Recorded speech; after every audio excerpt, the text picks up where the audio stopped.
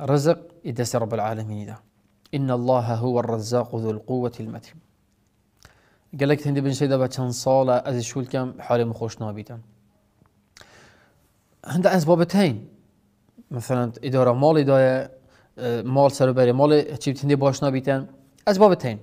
بس تقنعتها بيت خاطر الرزاق يعني بس هنده سيدا بالا فلان كش شبك ورجا كدو زنگني بو